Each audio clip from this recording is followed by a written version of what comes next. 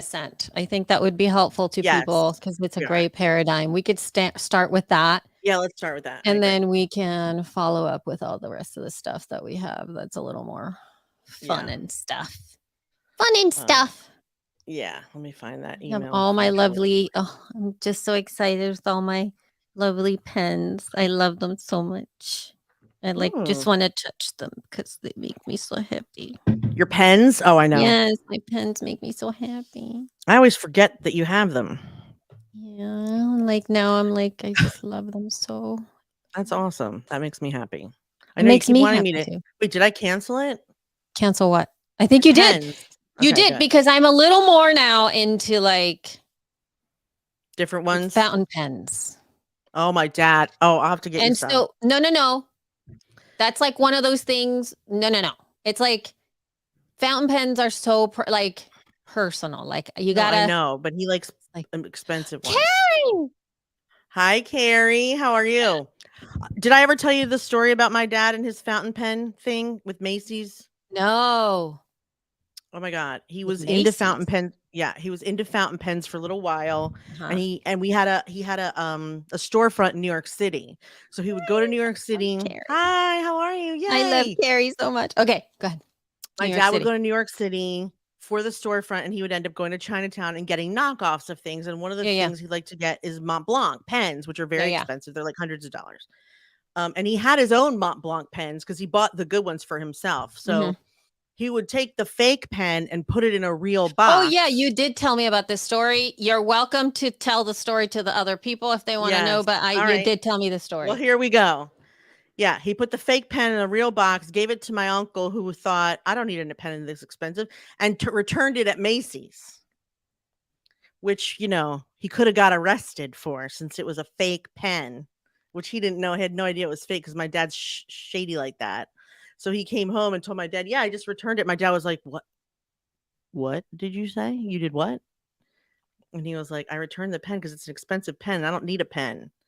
And my dad was like, and everything was fine with the return. And he was like, what are you talking? He was like, that was not a real Mont Blanc. My uncle was like, you could have had me arrested. Anyway, that is so I crazy. know it was a terrible Carrie. It was a terrible. You did tell me about that. Yeah, I thought I did.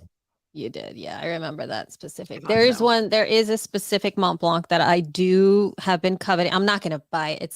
I think it's $695. Holy shit. When I was a kid, they were like 200. That's so crazy. That's the one that I want though. It's not the one. It's like I think it's called the Mont Blanc. I think it's called the Baby. And it's this is a small fountain pen. This one here. It's about this size. Cause if you can see, how it's a small little it's a pocket pen, right? So it's little like this, and it's actually smaller than this, and it's white with it's like a ceramic-y looking, very light white on the outside, and they make one in black too, but I like the white one, and it's super smooth, and it's so cute. It's cute. It's called the Baby, so it's a little tiny. The only thing I know about fountain pens is that my handwriting looks even more atrocious than it does when I use a different pen. And that is saying something because my handwriting is disgusting, revolting, just unreadable. Let me see if I can prove it. I love just writing with them all the time. I told you about this thing that I like.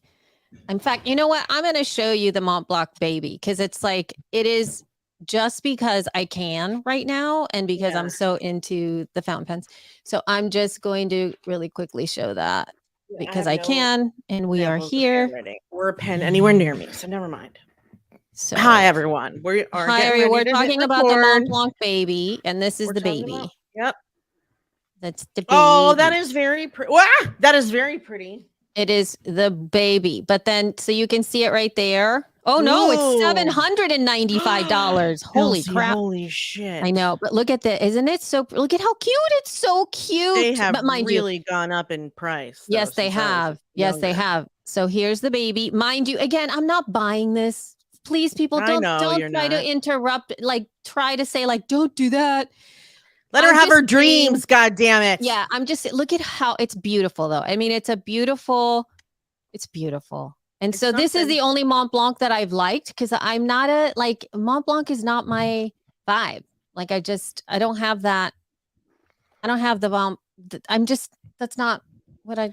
There are two things that men like that I think are stupid to spend money on, and one of them is pens. The other one, no, Is there's three. knives.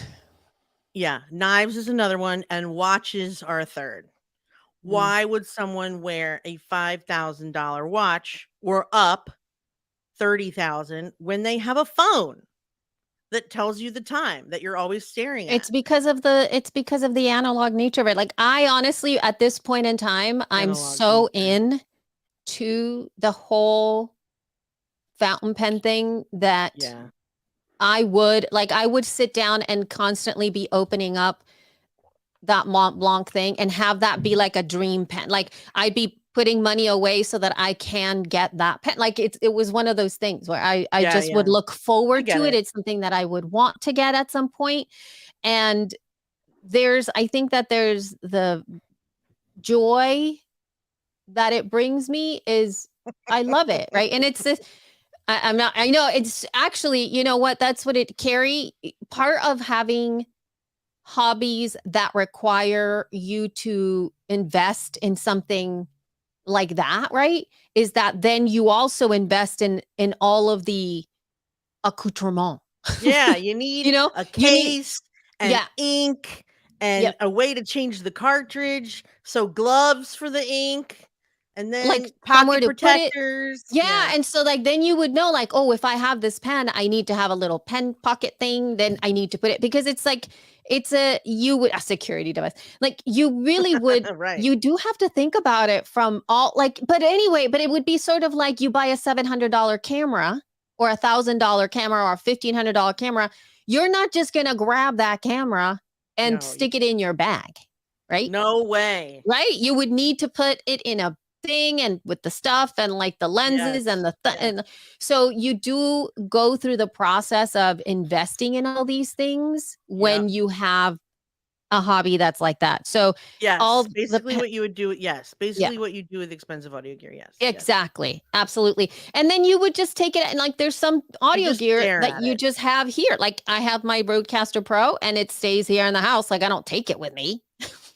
Doesn't part of you have to get like past how much it costs so you can enjoy it? Like, I think the most expensive thing I own, not including tech, is like a long time ago, there was a pair of $700 sneakers that I wanted. Oh. And I stalked them and stalked them and stalked them and stalked them for 2 years till finally they were on sale for like $350 and I got them. But I mean, it took a while. They were out of style. They were, it was like 2 years old or whatever. But like I had to I wasn't wearing them, and then I was like, "But they go with so many things, and they look really cute." And like, you have to get past it a little because otherwise, unless you just want to be a collector. Like, there are people that just collect sneakers, but like, Yep. I bought them because I want to wear them. But now they're $340 sneakers. Yep.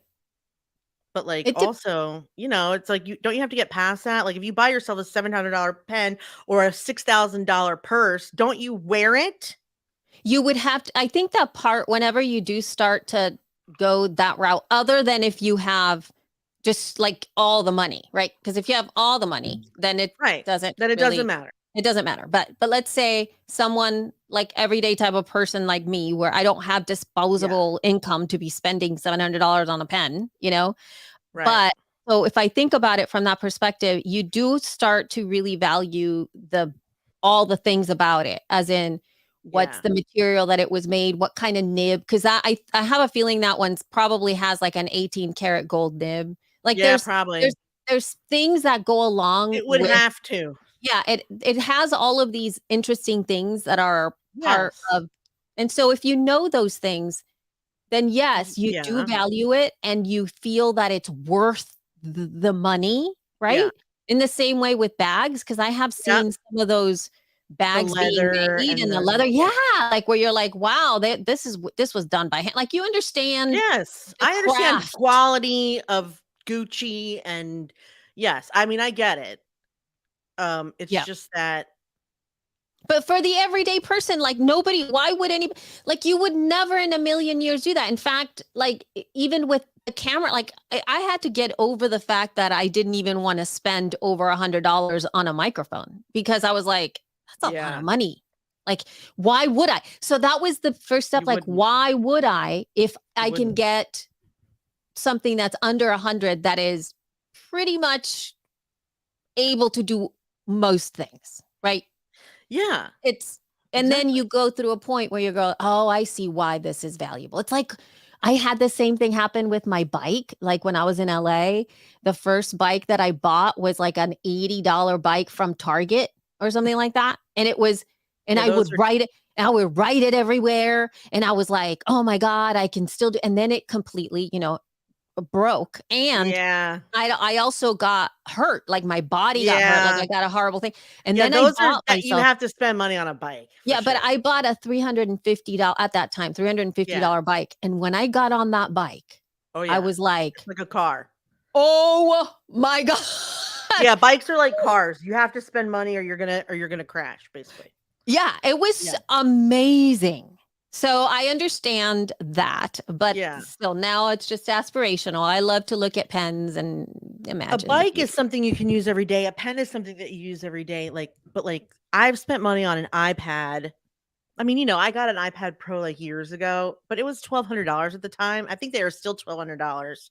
And now I think they are, maybe more. And now I feel guilty every time I look at it because it's like if I don't use it every day, I feel like it's a huge waste of money. But I did use it at some point and I've used it many times, but things change now. 2 years later, I have different systems and I don't use it as much.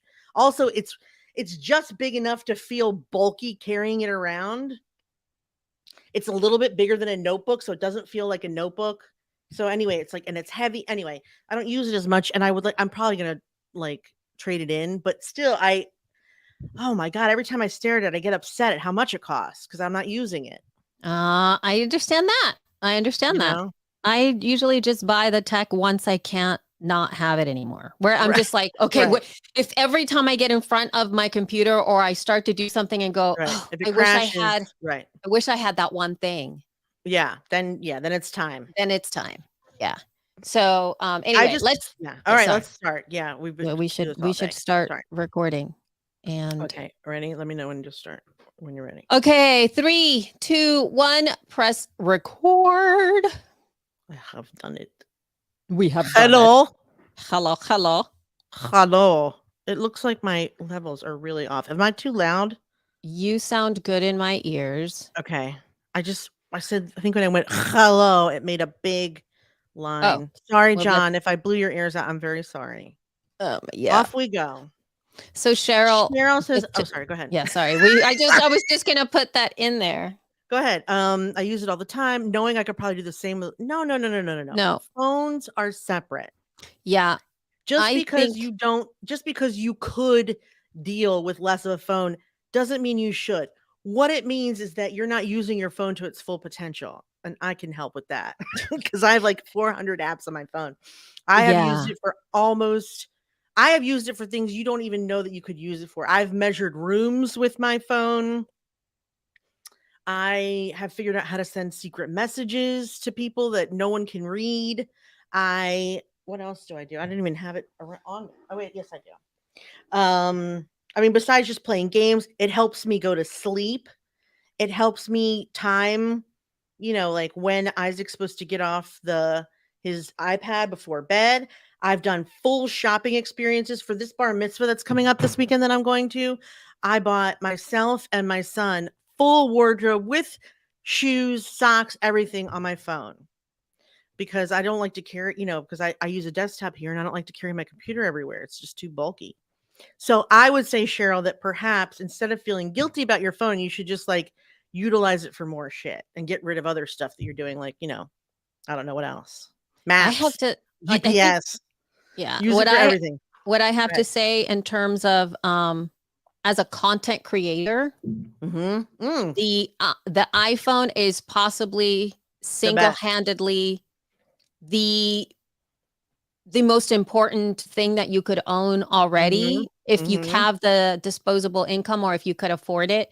Well, they have monthly plans, so most people can afford them now. So because that just as a content creator as a whole, especially with the whole video aspect of it and the way that I used continuity camera last time, the quality of this thing as an external camera on your computers, if you want to do a video podcast or create high-end video is unbelievable. And the audio, just the way that you could record on those things nowadays, being able to have mics go into that, it's crazy what it can do now, where I was like, if you have an iPhone, you really don't need very much anything else for some things. So but yeah, we should start the show. I've been making these collages on TikTok, and they've all been done in CapCut on the phone. In fact, I have downloaded the desktop version. You can't even use the templates in the desktop version. You can only use it on the phone, and they're beautiful. The last few if you see Michael Scott or if you see some collages, go take a look at what I've made on my phone. They've been great. Cheryl, I would be happy to give you iPhone lessons. In fact, I would just love to just do that as a video. Just be like, here's what I use my iPhone for on a regular basis every day. I think I should probably do that too. We could have a whole entire series, but let's go ahead and record. We could have a whole other podcast about that shit. We could do, we decided we were going to do an AI snippet. Why don't we add an iPhone app snippet and each talk about an app as well? iPhone. Oh, okay. Let's do that. Why not? Okay. That's my cup of tea. I love that stuff. Anyway, go. Same. Go. So do I. Go. Oh, I'm supposed to introduce the show, aren't I? Yes. Okay. Hey, everyone. It's Jessica Kupferman. Wait, nope. Let's start that over. That's not how I start this show. Hey, everyone. Welcome to She Podcast Live. This is, nope. Sorry. Fucked it up again. Hold on. I'm fucking up big time. And 5, 4. Hey, everyone. Welcome to She Podcasts, the podcast. This is episode 398. I am your co-host, Jessica Kupferman. With me, as always, the uplifting Elsie Escobar. Hello. How are you, Miss Elsie? I'm doing well. We have all kinds of stuff to talk about this episode today. Before we do, though, I want to get this out of the way early so that whoever's listening now will remember. You need to go get your tickets for She Podcast Live. You need to do it right now because the hotel rooms I know for sure might sell out and the tickets might sell out, and you don't want that to happen to you. It is April 24th. It is a little less than 2 months away. It is in Washington, D.C. We are going to have amazing speakers. We're having amazing parties. We're going to have the Sonic Bloom Awards show during She Podcast Live. So you need to get your tickets. If you're local to the Washington area, we have day passes. Even if you're not, we have day passes. Go to shepodcastlive.com right now and get your tickets for She Podcast Live. It's going to be amazing. It's going to be incredible. You don't want to miss it. If you are needing a podcast posse or people to hold your hand or support you, or just a room full of people to understand what the heck you're going through, while you're on this podcasting journey, this is the best way to do it. I mean, there are so many people whose lives have changed from going to an in-person event, ours included. I mean, this is how we started She Podcast Live, was a live event, not ours, but how we started She Podcast, I meant overall, was from meeting each other at a live event and a few other women. So now it's 21,000 people. So you never know what's going to happen in a live event. And this is one that we may not do for a little while also, because Mama needs a break. So yeah, get your tickets now because it could be a year or so before you see it again. ShePodcastLive.com. Okay, on with the show. On with the show. Oh my gosh. So last year, book it, lady. My dear, book it. Seriously, you need to book it because those are going to run out before tickets probably. Just book your room, Jenny. Seriously, go do it right now. There's a little bit of a deposit, but if you don't get it, I'm afraid you won't get it. I'm serious. Book it. All right. So book it. We had a very interesting discussion last episode about the conversation around beef and beef, meaning the show beef, not just beef, not cows. The show beef right now that's doing really well on Netflix, which again, I still have not seen it. One of the lead actors in there said some kind of really inappropriate things in a podcast in 2014. Oh, yes. Yes, And it was essentially he admitted that he was being rapey, which is odd and weird. Like, why would anybody say that? But anyway, we discussed that conversation in the last episode. So if you want to listen to that context, Yep. it's episode 397. And Yep. go ahead and listen to that. But we got a little bit of feedback from Julia Klein, which is somebody who's been part of our community for quite a while. She's Yes, a truly lovely amazing woman. person. Has And a also speaker. and a speaker, and has had come to She Podcast Live and all the things. Anyway, brilliant people that come to our events. And she has a very specific point of view around this because the Me Too movement it has been a big impetus for the kind of creator work that she has done in podcasting. And she had an email that she sent to us, right? Yes, Jessica, she do you did. want to Yes. chat a little bit about the Sure. email? Yeah. So again, we were talking about the situation last week with another podcaster who's in a big movie right now, or a big show. And yeah, he was talking about going on, doing stuff that was inappropriate at a massage parlor, and told the story admitted that he was, assaulting her and she didn't want to, blah, blah, blah. Now, however many years later, he's saying it was a joke. And we should all just know that it was a joke because his podcast is a comedy podcast and we should just never take anything he says seriously. So then we started talking about, like, how far back do you need to go to judge or not judge someone? Because, like, Kevin Spacey's thing happened 20 years ago. And, Louis C.K. and actually Kevin Hart, I think, was being crucified for stuff that he said 15 years ago. Like, they were like gay jokes. Meanwhile, he is a comedian, and that was the norm.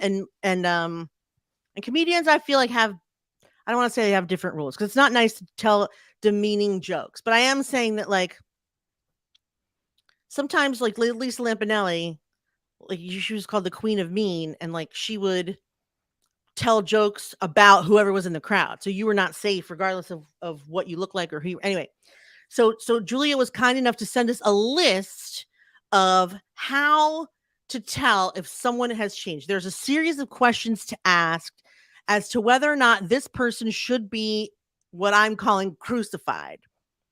So she says, my podcast, Solving Me Too, exists primarily to provide members of the general public with an answer to the questions you guys raised on the show. And she goes on to say that it's a show that she published a couple of years ago, but whatever. The answer isn't just to say people can change. It's to ask these questions about whether or not they've changed. Number one, has the harm stopped? This is hands down the number one question to ask in all situations like this. If the harm is continuing in any fashion, then there's nothing to talk about other than consequences, right? In the case you described on the show, theoretically, we're talking about an isolated incident. So moving on, number two, does the perpetrator acknowledge that their actions caused harm, whether or not there was intent? So in other words, do they say, I'm sorry if anyone, I guess, misunderstood me? Or do they say, I'm sorry if my actions caused harm? And actually, to me, that does make a difference, because I'm sorry you were hurt is not the same as I'm sorry I hurt you. And that's a very deliberate difference usually with people who are apologizing, even myself. That's number 3, by the way, what you just Oh, said. shit. Okay, so no, it's not. I'm talking about whether or not it caused harm. Right, I know, but like what I'm saying to you is number 3 says what you just said. Do they take responsibility? Not, I'm sorry you're sensitive, but I'm sorry I did that. I should have been more sensitive. But I was talking about, I'm sorry if my things caused harm, not I'm sorry there was harm. But this is the same thing. But right. She's saying an apology is number 3. Acknowledging is number 2. I just want to make that distinction. Okay. Number 4, what assurances can the perpetrator give that it will never happen again? Number 1, or 4A, tell us what you've done to change. What made you commit harm then? How has it changed about you now? Number 2, or B, has something changed in your life, like overcoming addiction, getting a stable job, removing a toxic person, that makes us say, okay, you did harm partially because of what you were being influenced by. So since those are gone, it's unlikely it'll continue. And number 5, are you walking your talk? Have the perpetrator's actions, not just words, in the time since the incident demonstrated that they've changed? And I think those are extremely good guidelines. Yep. I'm going to and she's here. Julia Klein is here. She's Hi, here. Julia. I'm going to go ahead and put these in the show notes. Yeah, we'll break Or it did you down. already do that? Oh, you already did it. Okay. That way you can see these in the show notes, shepodcast.com, in case you're curious or you need to, and also go check out Solving Me Too, the podcast that Julia did. Hi, dear. How are you? I mean, I don't know that we can necessarily bring you into the chat, but I just want to say thank you for sending us those. Those are really good distinctions. I think that, again, especially in the realm of comedy, it's hard to say whether or not that they've taken actions to, because the question is, are they still telling jokes? And the answer is probably yes, but like, are they still telling jokes about X, Y, and Z? Maybe. And then are they, I don't know. I mean, she said, I just waved at the screen and realized it's not a Zoom. Hi. I mean, if not me, and I'm not using me in this example, but if somebody tells a racist joke to a crowd on stage during a stand-up show 20 years ago, but they haven't done it since, obviously there's nothing to discuss. But if they still pepper it in here and there, what are you supposed to do? It's a comedy show. Yeah, but I don't think that's an excuse. Like, I know that you're talking, I know comedy is very dear to your heart, Jess. So I get that. I get that. But what I think that there's other layers to this too, is because I think the beef dude, I mean, in all honesty, I don't follow him. I don't know what his work is. I don't know anything. I don't either. Right? I honestly don't know. The only No, but thing that was clearly assault. Well, we don't. Well, the thing is, he said it was a lot. He said it was a story. Like, he told the story. We thought it was true. 3 years later, he says that it wasn't true, that it was just a storytelling context, because the show itself used to be a specific type of podcast, which was comedy leaning, and there were some storytelling aspects involved. That went away. I don't know what his career has been since 2017. I don't follow the dude. I don't know if he's a comedian. Obviously he's an actor because he's acting. And this popped up the last time he addressed this issue was in 2017. He's doing this show now, and everybody's bringing that thing again. But we don't know what's happened in between. And I think that the things that Julia has asked is, have we seen, or has there been discussion in the space of the entertainment world where he has continued to either behave in this way, speak in this way, do it again, have relationships where people who he's had relationship with has had problems with him, like all of the things that she's asked, is he now not that person again?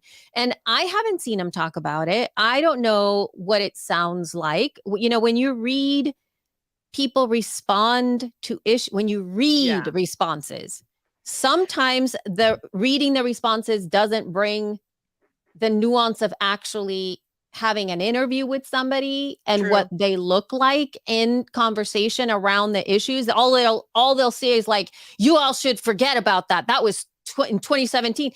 Maybe he said something like that within the conversation. Again, I know nothing. I'm just saying that's what it is. But you're talking specifically about the comedian angle of it. But I think that comedian angle of it has to be a different conversation. And I'm probably not the one to have it with you, because I don't agree with what you're saying. But I'm not. Let me just say this. So, like, as you were talking, I did a little Google search about Sarah Silverman, because she used to do a rape joke that really was like, it's terrible, but it's also funny, but it's terrible. But she used to say, I was raped by a doctor, which is bittersweet for a Jewish girl. I don't know. Because because Jewish parents are always telling their kids to marry a doctor. Or like become a doctor, or marry a doctor and become a doctor. So like being raped by a doctor is like, oh no, I was raped, but it was a doctor. It was just a joke about Jews, really. But it's I found an interview from The Guardian in 2017 that says there are jokes I made 15 years ago that I absolutely would not make today. So that is a perfect example. Nobody's ever crucified her or come after her that I know about. But I still think it's a good idea, if you're questioned about it, to just be like, yeah, I wouldn't do that again. Like, Like I did it then and it was callous and I wouldn't do it again. And I think that is something that I wouldn't mind hearing Beef Guy's come out of Beef Guy's mouth. Not, it was a joke. Don't be so serious. Cause I do think that comedians that are like, it was a joke. Like everyone's so sensitive. Everyone's so this, like, you only act that way because you're afraid that you've said something bad and you don't want to be crucified for it. Because otherwise you would just own your shit and be like, I know better. We all collectively as a society know better now. And so my actions have changed. And then change them. Don't be so fucking offensive.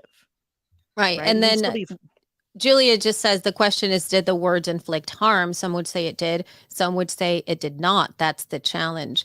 And so, yeah. And again, in terms of like surfacing stuff, and I think this is where if I put myself, like, this is one of those things where I'm like, I am so glad that there were no cell phones oh my God. when Can I you imagine? was in my early 20s, or like when I was in We Hollywood. talked about this last time because of my boobs Yeah. being all over New Orleans. Well, yeah, that's right. Yeah. Because Yeah, man. I mean, being Somewhere they're behind the out there. microphone, like think about Yes. just your ability, the maturity level of being behind the mic or being captured on, like having a conversation with somebody that might have asked a question that you didn't quite know how to answer. And then in Right. your younger self might have said something that's no longer applicable that you didn't even remember that you said. And then it's just so there's just I so much mean, to that. There's so much to that. I mean, we can talk I about what happened ugh, on our show if you want. I mean, not specifically to rephrase the harmful shit, but like there's one episode of our show that we took down because I was explaining how I was explaining racism to someone stupid. yeah, I would leave it at that. I would I not. am leaving it at that. Okay. That's it. And my point was that sometimes you have to just be stupid in order to convince stupid people of things, but saying what I said out loud, which was stupid, was also harmful and hurtful. And so I apologized and I took it off and it'll never go back. And it was a stupid thing to say, but I didn't mean that it was right. Just that you have to go to extremes in order to educate other people. But still, it happens. And if somebody has that or has had it, they could probably crucify me with that. But it was years ago. And yeah, like Julia said, it hasn't happened since. And I certainly don't. I mean, my But actions haven't I really think, changed because I wasn't racist in the first place. So it's but not it's like I was very like, challenging to have words like that come back and resurface in a lot of different yes, forms where you're like in the middle of moving forward with a situation and then you have this other thing pop up and you're like, wait, what? yeah, Oh my God. And so it derails, I think, our development as humans, like the capacity of our brains to understand the vastness of somebody's life at the blink of a moment, meaning you have access, like especially with the way that we're doing this, somebody could literally analyze our podcast, our 10 like years of our words with one another and get yeah, us like through AI, really grab all yeah, of that, get in a whole entire amount of information about us in their brains or within a database that and then nobody decide, prior right? to this time in our world has ever been able to do so fast It's true. without the appropriate amount of study and analysis and understanding context times, like Yeah, as humans, even historians have a hard time being able to piece together all of these things, and it takes time and attention and work amongst a lot of different people. Now you can literally do it with a snap of a depending upon how much technology you have available to you.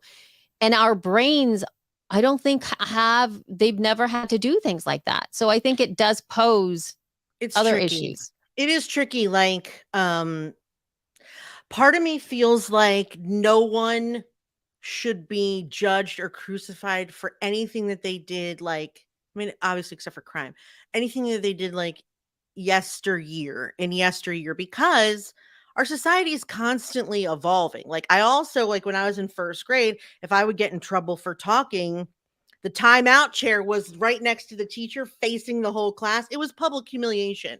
Like, I would get in trouble for talking and I'd have to go to the front of the class, turn around, sit down and stare at them the whole time I was being punished. It was completely humiliating.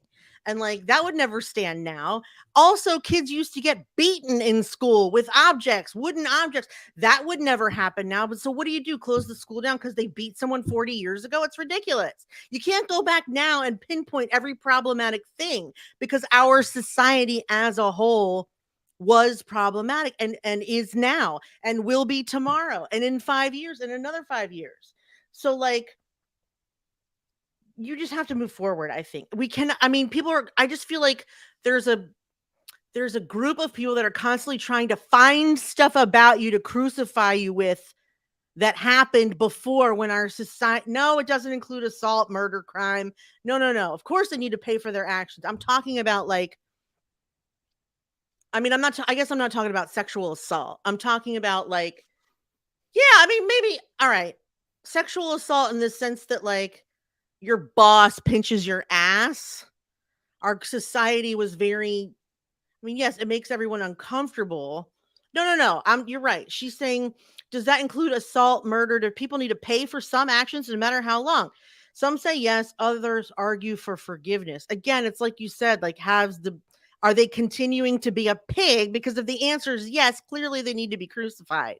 But like, I wouldn't try and like, I mean, think about whoever was like hit with nuns. Would you go back to the nuns and like hit them with like a child abuse charge, even if I you're 25? I don't think so, I think that there are because our systemic society is broken. problems.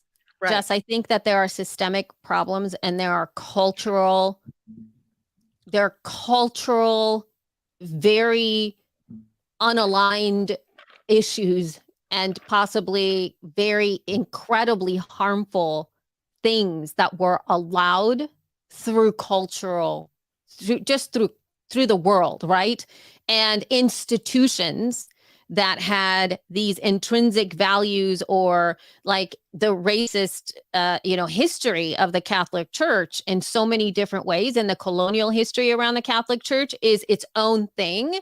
And I feel that those that were in certain situations within monasteries or schools or things like that often manifested a behavior that was at that time the norm, right? Right. And so more appropriate than it is now. right, and we get an opportunity to see that, look at it, recognize the harm, which is where the idea around, or the push for reparations with what happened in the United States with slavery is a thing, right? Because the harm that was imposed in an entire group of people is one thing, right?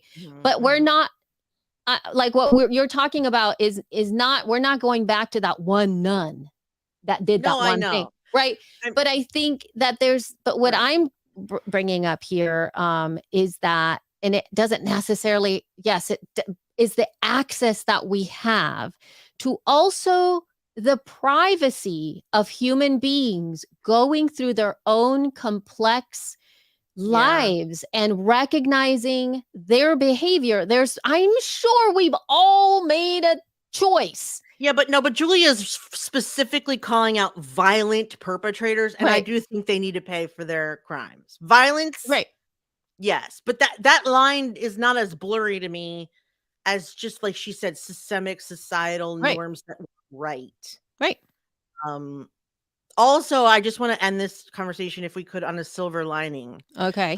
I was reading, my little boy, who always has a million questions about everything, was asking me questions about Gen X versus Gen Y versus millennial versus what, and I looked up an article and I gave him the characteristics of Generation X, millennials, Y, because like his dad and I are X, his brother and sister are Y, and he's what's called Alpha. And so the characteristics of Generation Alpha, our children, you don't see it now because they're still children, but look at your kids, watch them for a second when it comes to certain things. For example, they are very conscious about consent when being touched or touching. They don't appreciate or approve of any kind of like discrimination, being called out for your sexuality, for your gender, for your color, for your ethnicity. They don't stand for that at all. Not one bit. They are completely intolerant of intolerance. Because we taught them that at a young age. Like, so whether we fight these fights right now, in a couple years, I don't think it will matter as much because our children will not make those mistakes, nor will they have had to live through a time when women often got pinched on the ass at work.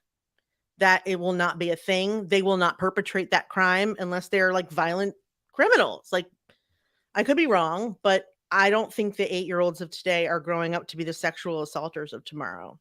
And that's because we've made such an emphasis on what we're talking about now.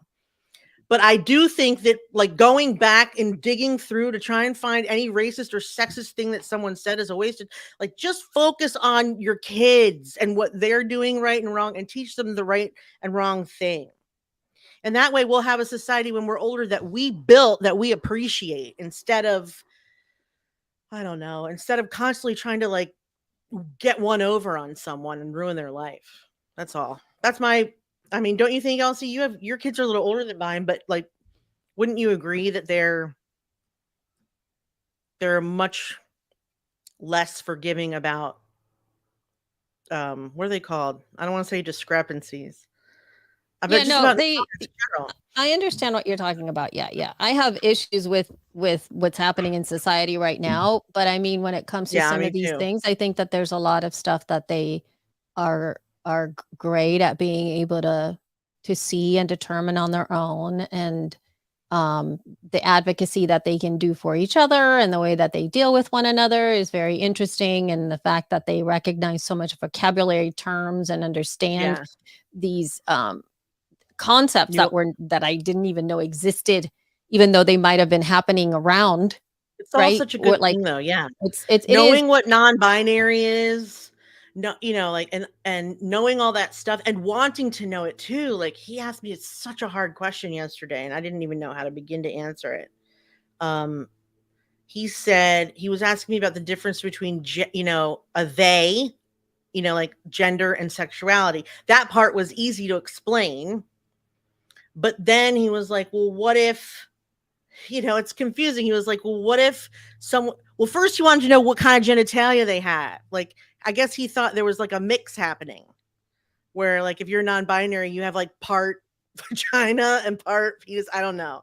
But I assured him that everyone, you know, is usually most likely, you know, 99.9% are born with one or the other, but it doesn't mean that they relate to that gender, and they can, you know, sometimes relate to, but whatever. I explained it the way you're supposed to explain it. And then he wanted to know, but are they gay or are they straight? And I was like, yes, they're all the things, just like everyone else is all the things. They're separate. It's very, I'm sure that it's very nuanced, and he's only 8. He knows what sex is, sort of.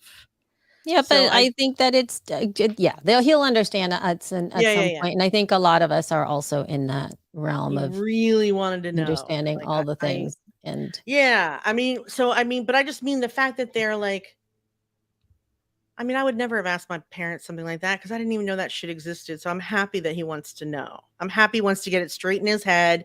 I'm happy that he's trying to figure out how to think about it, what he thinks about it himself and his own little self, like if he approves or just, you know, just whatever. I can tell that he's just like working on it in his head.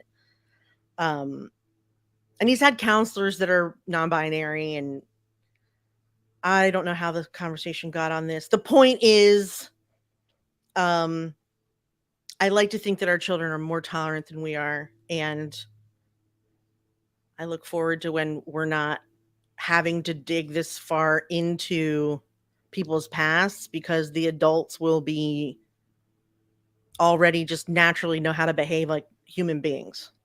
Yeah. All right. Absolutely. Andrea says, I hear this. My 5-year-old niece was telling me how a boy at kindergarten was dumb because he said only boys can marry girls. And she was like, he's wrong. Boys can marry girls can marry girls, and girls can marry boys. Yes, of course. And then Julia said, good thing Florida's making it illegal for teachers to cover any of this non-binary stuff all the way through high school. Oh, that doesn't matter. They'll teach each other just like we always did. It's that's a whole conversation in the land of the chaos, which is they don't teach you until how sex works until you're like in 5th grade. And up until 5th grade, I didn't even know there was a hole. I thought the man just took the penis and like moved it up and down the line.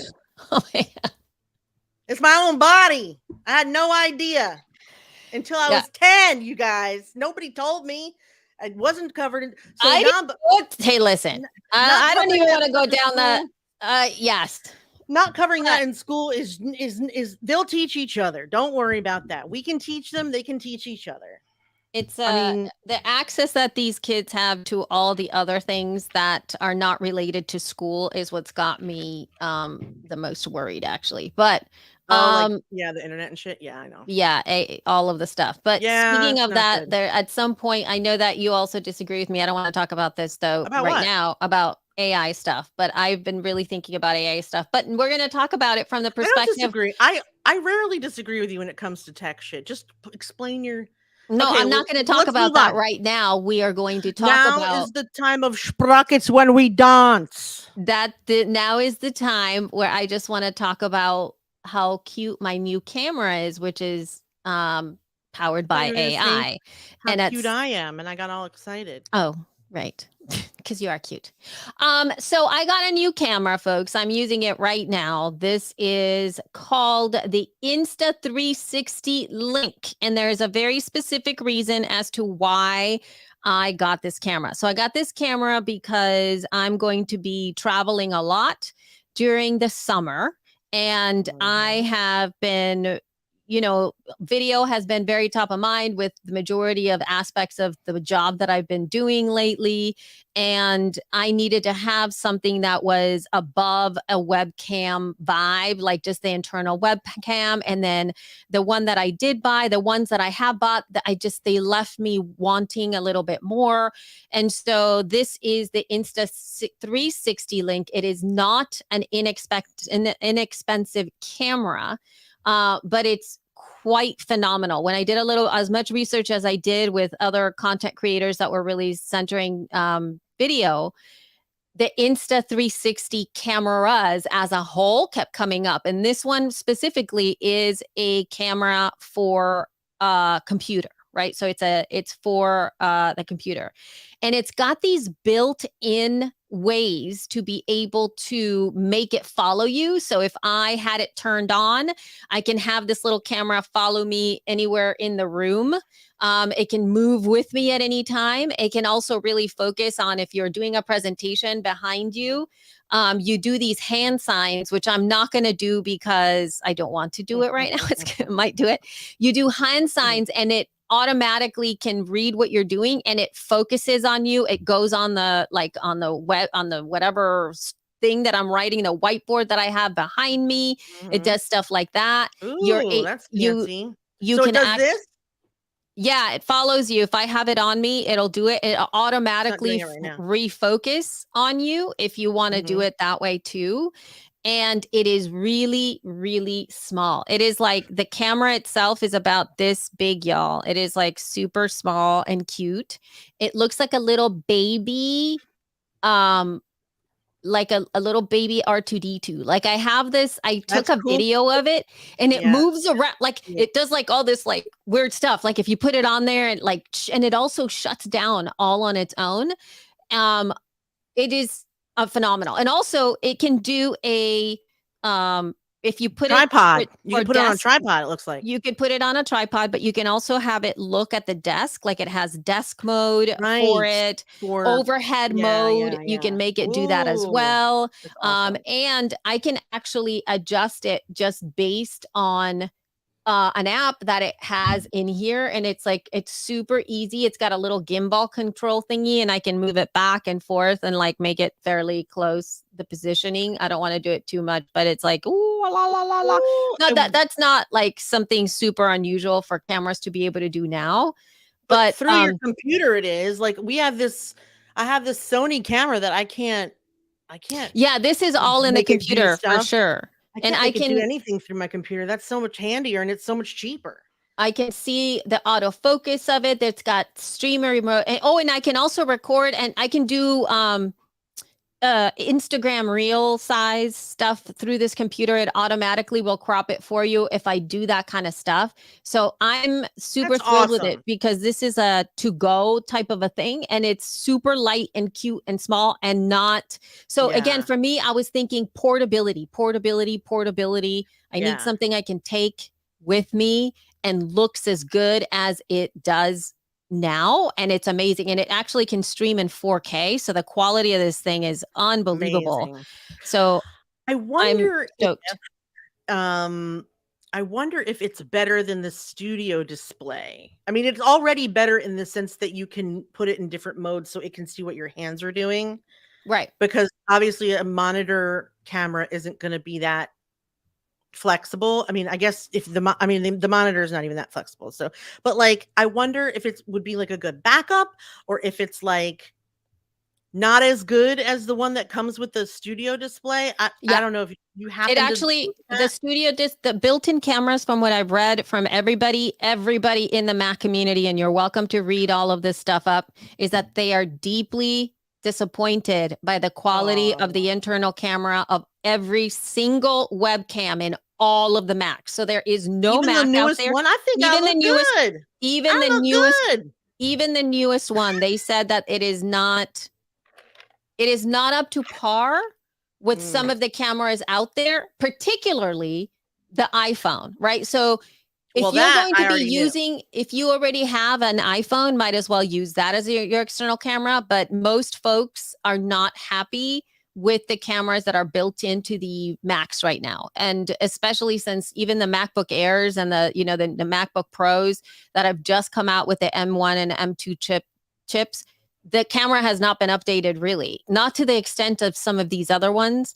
But this one specifically is a great camera for things like if you're walking around a room, or if you want to make a class and you want to have that webcam, take that vibe, cooking kind of stuff. It moves with you, and it's really great because I did use it. I put the robot on, and it's so good because it does follow you around. That's awesome. So I'm sharing with you again. It's a bigger investment. It is not an inexpensive one, but it's like $350. It looks like $350. It depends on. I think it's.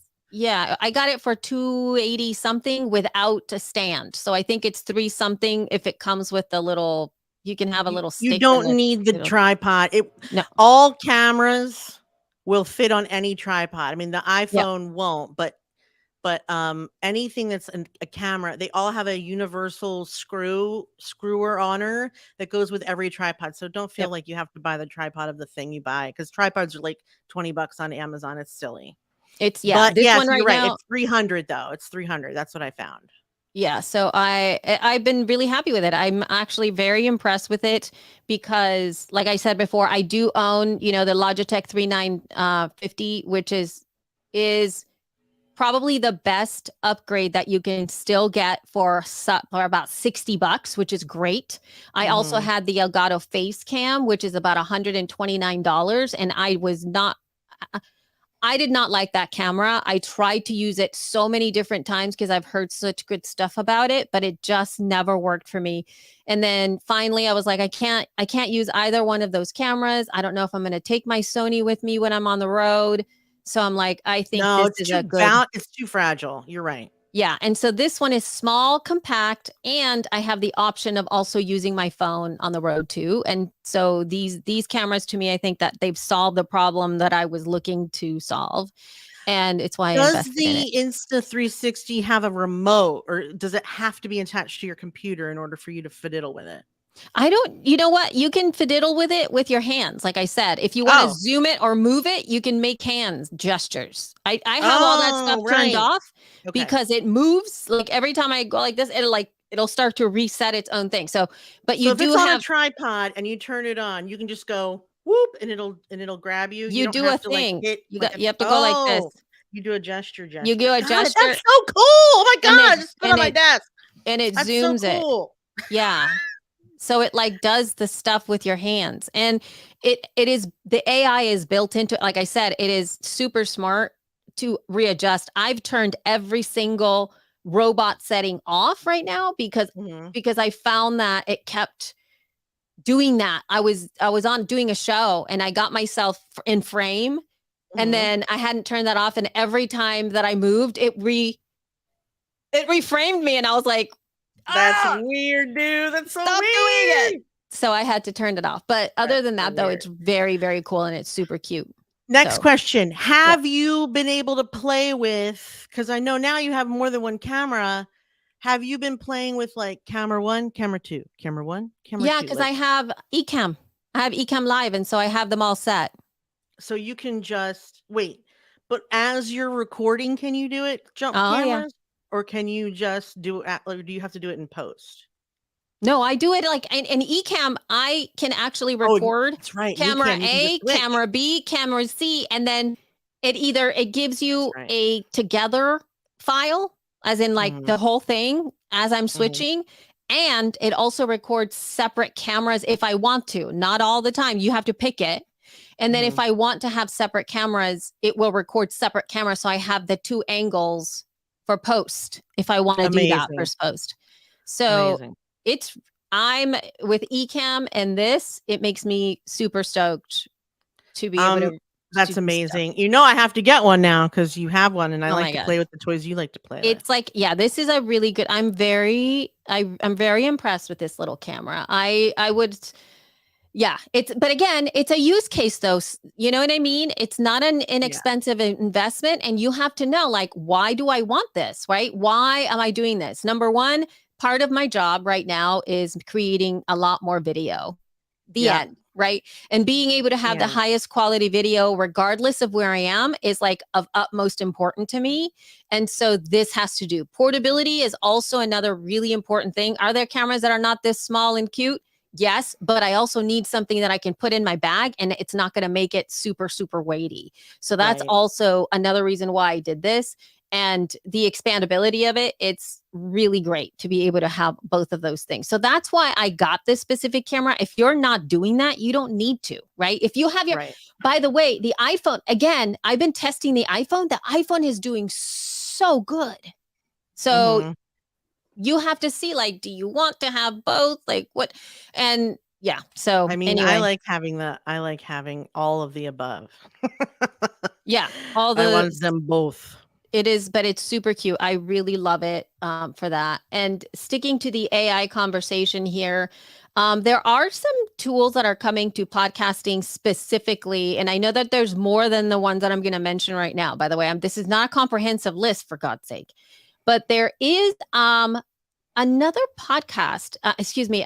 app that is called Podcastle altogether.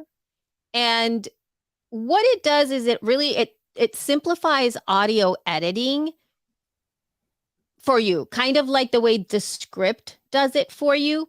But it also has other things within it, like the audio processing that it does for sure. Then it has transcription as well, right? So it's added to that whole thing. It does have the revoice AI kind of capability, the same thing that Descript does, to be able to add a different voice to the mix in there. And I do believe that it's got some video recording as well. And I think that this is one part where I wasn't like, oh, it provides episode summaries as well, if you want to be able to do something like that within it already. And so there are like some really interesting things when it comes to editing stuff. Now, I'm going to put a link in the show notes to a review that was done on Podcastle. And at the end, it says this: Podcastle will need much better video editing to challenge the script, but it's working on that. Some incremental improvements were made within the month or so since I first started testing it. It could also use some publishing features for sending exported projects directly to YouTube and social media platforms, but really enjoyed using Podcastle Pro, and it helped inspire me to start and finish some projects I've been putting off. That's what a good productivity app should do. Again, it is a paid service. It is $23.99 per month. When billed annually, it's $30 per month, essentially monthly. So it's another tool out there that is helping podcasters edit their stuff. Amazing. To compete with the script. Nice. So, gotta love that. Gotta love that. Do you have a tool that you want to share today, Jessica Kupferman? You know what? Of course I do. I definitely do. Because you have all of the tools. I have all the tools. Every last one. Did I put one in there? Because I meant to put one in there before we started recording, and now I don't know. I don't think I did. Oh, yes, I did. Okay, yes. There's this one I want to tell you about. It's called Studio Shot. Oh, yeah. Studio Shot.ai. And I see that. Hold on. Studio Shot.ai. I'm not an affiliate, but we should give you links if we are affiliates. Okay. So Studio Shot is premium headshots for professionals. It is $30. Okay. It's 30. Wait, let me tell you the exact pricing. It is $29.25. Oh, this is for team. If you have a team. Yeah. So for one person, it's $29. If you have more than 5 people, it becomes $20 a person. Basically, same as the other funky AI like apps from your phone. Like you upload about 10 different headshots. They should be, like looking in the camera by yourself, no other people. Then you choose like if you want a blurry background or a white background, or you can choose like I'm out in the summer or I'm in my office, and it will make these gorgeous headshots for you. I've been using them for 2 weeks, and I admit, I posted them on Facebook, and I was like, these are something that AI made for me. What do you guys think? And I told them to choose which ones. Some of them look weird. In fact, Julie from Mother's Quest tried one, and the funniest one, it's a perfectly beautiful headshot, but she has 3 hands. Oh no. In some of them, I definitely have like a wonky eye or two, but for the most part, the Studio Shot ones are perfect. They don't all look just like me because it pulled my hair back in some of them. I'm wearing collared shirt, which I never wear in some of them. So I could only pick like 3 or 4 but that's 3 or 4 headshots. Considering I've not been in front of a photographer since 2018 when we took those shots outside of California and Anaheim, I'd say they're pretty good. I've not had any professional. Isn't that right? Yes, you have. No, you took pictures with Natalie in 2019. Those are the ones I'm talking about, I think. No, not in Anaheim. It was in when we took them together. My hair was super short. It was at Podfest. The ones when I'm going like I'm being a Muppet and I'm doing all these crazy faces. That was in California, wasn't it? I don't think so. It's 2019. Anaheim. Okay, but my hair wasn't blue. You're right. It's 2019. Okay, but either way, so check out StudioShot.ai. It's amazing. You will not believe it. They are incredible. And if you haven't done headshots and you don't want to spend $200 on a photographer for 15 minutes, this is your answer. Give them a try for $30. It's definitely worth it. StudioShot.ai. No one paid me for this endorsement. But they should have, because it was awesome. Okay. Because it was awesome. It was awesome. Okay, coming up next, we have not this. Hold on. I think we're wrapping it up now. What about this one? What's going on with ClickUp? What do you want to say about ClickUp? I don't know. You changed it again. You changed things again. I don't want to get into it right now, though. We don't have enough time to get into all of those things right now. All right. Okay. All right. Then let's just fucking hang it up then. Fine. I don't care. God, I like when you make decisions and I don't. I'm joking. Like, but her face though got really serious, and I got really serious. I was like, well, didn't I just do that? yeah, See? yeah. Okay, you guys. Once again, I want to encourage you to come to She Podcast Live. It's a safe space to learn. Everyone is very supportive and encouraging, and you can ask all the questions you want. There's amazing vendors, absolutely amazing speakers, and we can't wait to see you there. ShePodcastLive.com. Get your tickets and book your hotel rooms today, right now. Today.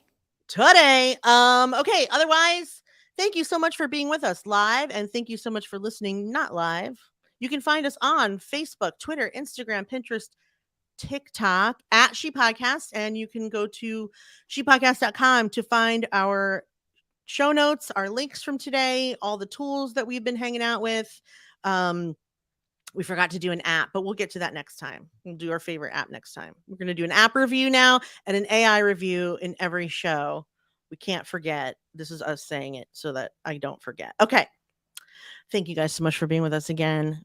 If you want to email us, feedback@shepodcast.com. Thank you so much. Love you. Mean it. Bye. Bye-bye. All right, let me hit stop. Ba-ba-ba-ba-ba-ba. I hope this works because I got a phone call and of course it knocked me off my recording. Yeah, but before I said anything, I turned it back on. You still sound pretty. No. It knocked audition off record. Yeah, but what I'm saying is you sound good, and we're recording in, what do you call it? On StreamYard. That's true. So StreamYard. Okay, you still sound good. That's the backup, but I'm just saying I got knocked off. But before I said anything, I turned it back on. Julia says it's the only conference she's been to in 5 years, and she's been to all 3. Yay! Oh, I love it. I love it. Oh, Cheryl too. Oh, that's so nice. So sweet. You guys, that means so much. Amazing. Thank you. Well, just so you know, it'll be worth it. It has not been easy this time around either, but it will be worth it. It will be in person. It will be worth it. I'm going to announce some keynotes this week and special people that we have coming and special events that we're doing. So please make sure you share it. Those of you who are watching right now, if you're coming, please share the event. And if you see us share about it, just re-share it so that we can get as many people there as possible. Because that's what makes it great, is the tribe, just like you said. Yeah. It's going to be awesome. Thank you guys so much. I love when you guys show up live. Thank you. It means a lot. It's awesome. Yay. Hi, Carrie. Thank you guys so much. Should we end the broadcast? We do need to. Yeah, we have to end the broadcast because I have a meeting.